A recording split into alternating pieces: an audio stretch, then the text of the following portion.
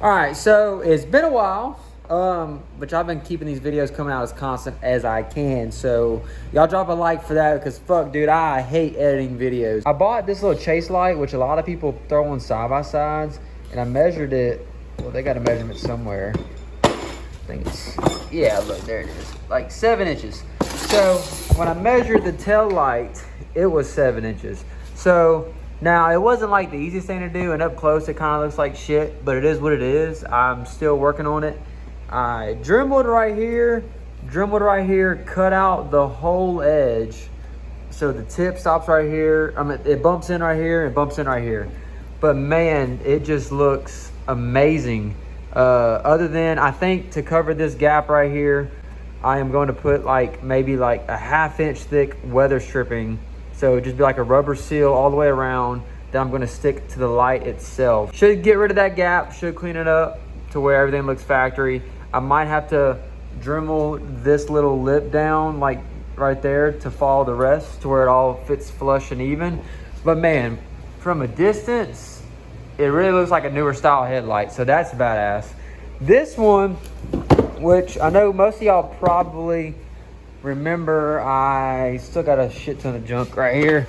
So I got this light. It's like 40 bucks on Amazon. Works good. Nothing was wrong with it. Nothing is wrong with it. Works perfectly fine. So I got that one, which this one, the main thing that I wanted was the backlight in the front.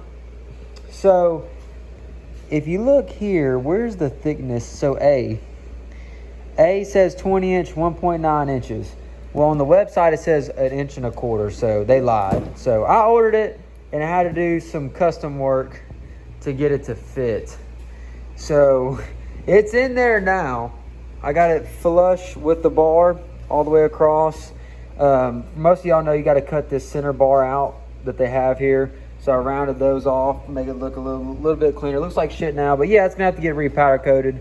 It is what it is. I haven't got the sound bar mounted back in yet. This looked pretty bad. This looked all like this, which, you know, like the wet sounds bar is going to cover most of all this. But this one was pretty bad, so I smoothed that up the best that I could. All right, so this is what I like. This is a nice backlit feature that they have. So whenever you're riding, rigid is lit up. Now, this is an SAE light, so it is very expensive, but as you see, it's not blinding the camera. Reason being is it has a beam pattern, which I'll face it this way so you can see. You can focus all 8,000 lumens straight ahead and you won't blind anybody. So what I had to do to get this to fit, I had to take a flap disc and flatten the top bar, flatten it down to the point to where it was starting to break through. On the top, I had to take a Dremel and kind of cut a groove. And here are the rock lights. It's not just these. I got 12 of them. I got plenty of rock lights. I got these because they look like little miniature pods. Oh, don't you fall. That's, no.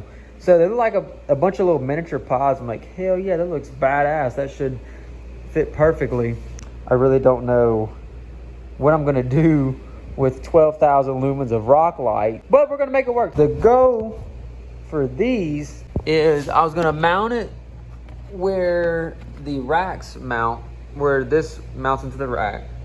I was gonna mount it right there, face it maybe in this direction, which is gonna shine down onto the axles and stuff like that. So I do have one pair of flush mounts. I was gonna do what I did with the last one, flush mount one right here, because I didn't know if I was gonna have enough space. Turn it on. That's a 3-way switch that they provide. So this one light, you can't tell me that is way too much for a rock light. I mean, good grief. All right, so I got them all hooked up now, and I'll let y'all see what y'all think about it. So don't mind a little janky alligator clip. So look, I like it. I like it. I love it. It's bright as shit. It's only using half the lights that I ordered. I don't like that. That's dark as shit. I think that's how my last one was, because usually with rock lights, all you care about seeing anyway, which I just remember there's going to be a snorkel coming through here, and there's going to be an exhaust on that side. So really, I think I'm going to just have to leave it, because there's going to be a snorkel coming on this side you know, I still don't have the exhaust installed, but the exhaust is going to cover all this. So, you know what? I think that's going to have to be it.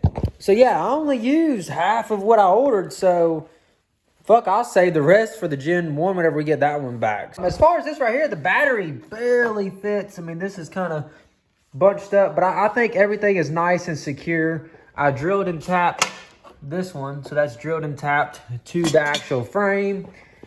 This one I went and bought a bolt, so it screws in right there with the frame. I mean, with the rack onto the frame. And then same thing with this one. There's a bolt that goes through the plastics into the rack. Let me go ahead and show you what the new brake light looks like, because it's got quite a couple of cool features. There is the running lights and there's the brake lights. So whenever I get my lever back from powder coat, anytime I hit the brake, you will definitely see it. Another feature as well is if you hit the brakes, it will flash, because you don't always hold on the brakes, or they call it a strobe mode. So whatever wire you want to hook that up to. But there's also a reverse feature. As you know, whenever you put a gear reduction in these four-wheelers, oh crap, I don't have it on here. There's a little coupling in here that turns as depending on what gear you're in. So whenever you're in neutral, the neutral light comes on. Whenever you shift out of neutral, the neutral light turns off. But whenever you switch into reverse, there's a sensor. One of these two sensors senses reverse. Well, there's a cup in there that rotates. Well, whenever you do a gear reduction, it takes up that space. So you just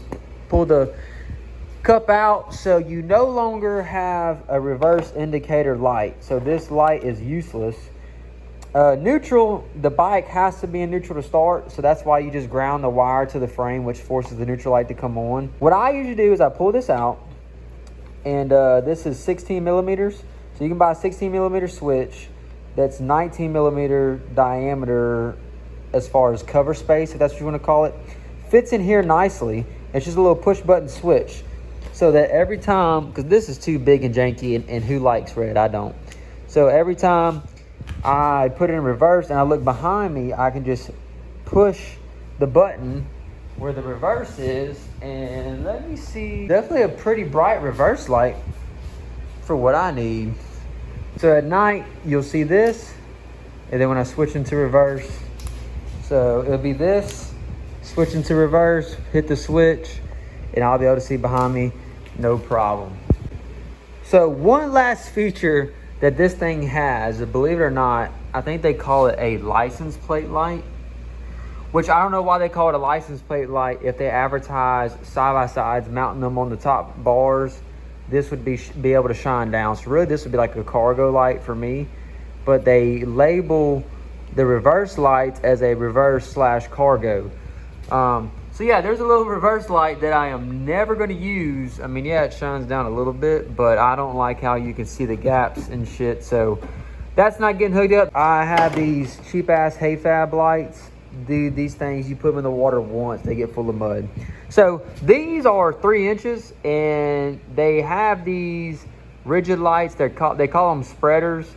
They're still slim, but they're 4 inches long, which this is like 4.5 inches. So I got to get with Chaos Off-Road. I'm trying to get him to make me a custom bracket. I just got to get the lights in and make sure that they fit. So I'm going to have 2 spreaders per side. All right, the final piece to the puzzle is here as far as the rigid light. And so here's the halo setting. I just got them sitting in there, but wow, even just the halo setting's bright as shit. Now, the only thing that I don't like is to switch them, you have to unhook it and hook it. So whenever you have it on the switch, you have to on-off it real quick. But wow, these motherfuckers are stupid bright there. And that's it for this video. In the next video, I don't know what I'm going to be working on. There's no telling. Oh, yeah, I already started it. So in the next video, I am working on sleeving and stuff like that. So, and y'all will get to see what happened with the OEM harness. I just found that out. So there were some issues with that. So needless to say, I had to order a whole new harness. So another setback. Also, I got the front bumper on for now, just so I could size everything up. I need to put the light bar back in for shits and giggles, and figure out where I'm going to mount the wet sound bar. I want to get rid of all this craziness like I had it. I want to find a bolt that I can slide through here and just mount it directly to the racks. Kind of like how the last one was. So yeah, that's it for this video. I will catch y'all in the next one. Stay tuned.